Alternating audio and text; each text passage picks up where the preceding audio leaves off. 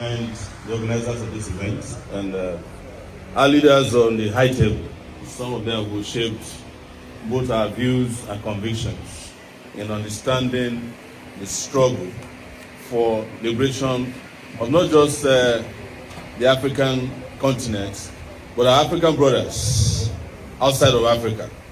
That is why I align with the person who said that Cuba was Latin America and Latin Africa.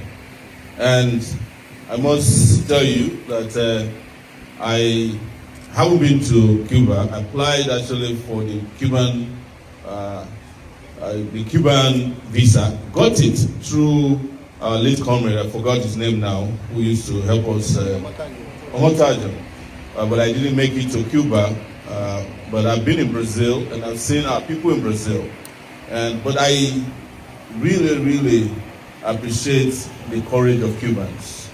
They are really the Davids as King Goliaths over these years. I'm just making a biblical reference. This is not a Christian event. And the US is 90 miles. Florida is 90 miles from Cuba. But Cuba is a country that they couldn't defeat within that range. They have defeated countries that are thousands of miles. Sometimes they don't have to shoot a catapult before these countries fall apart. And they did it to us here in Nigeria, December 25th, Christmas Day. They threw bombs in several parts of Nigeria and defeated the spirit of Nigeria as a country that used to stand up not only against the US imperialism on the continent of Africa through South Africa, but a country that has the largest population of black people. They threw a bomb, several bombs in this country, just so that they can tell us that we are nobody. And it was the reason why I have no doubt, and those of you who are here who probably haven't seen me a lot, I lived in the US for 20 years. And my wife and children are still in the US. In fact, I carry their green cards. And I can tell you that the reason why most Nigerians are afraid today to talk about what America is doing in Cuba, Venezuela, and other places is because they're afraid of losing their visas. Sadly.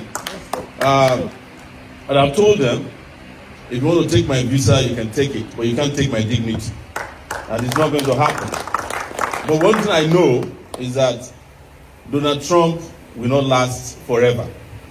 Just like US had presidents that did wrong against humanity and they were disgraced, Donald Trump will go down that rabbit hole as well. You cannot tell me that you hate Cuba for standing up to be who they want to be, not slaves of anyone. And you say you believe in human rights, but the people of Palestine don't matter. We can kill 1,000 of them per minute, and nobody will say a word. But the Cubans who have never offended you other than saying, look, we're human beings, we just happen to be unfortunate to share the same continent with you, you're killing them the way you have never done to anybody before. A small country that has given education to its people, give medical care to its people, and made even black people the pride of the world.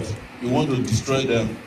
And nobody's talking about it. Part of the reason why they hate Cubans is because of racism. They just can't stand the blacks there, who, by the way, are some of the most beautiful people in the world, Cubans. So I want to solidarize with the Cubans. It's not about long speeches. We must do to Cuba what we used to do for South Africa. Stand with them, stand for them, and ensure that even when the world says no, we send support to them. Because if Nigeria were to be in this situation when Fidel Castro was around, he would have sent support to us, and he would have damned the consequences.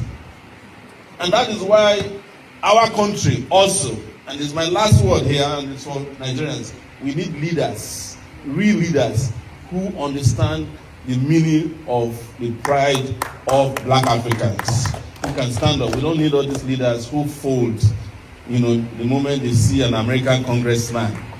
They are folded. And as we speak now, even the Anglo Defense Pact that we fought against has been reinstated in Nigeria.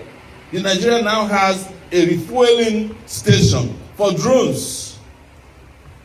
We don't produce fuel for drones. Why are we refueling drones in Nigeria? It's not a refueling station. It is an American base that they have not succeeded in doing all these years. That is what they have just imposed on us.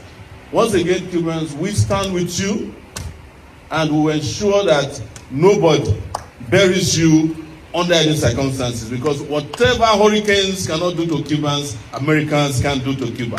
You will survive. You will survive, and we stand with you. Solidarity.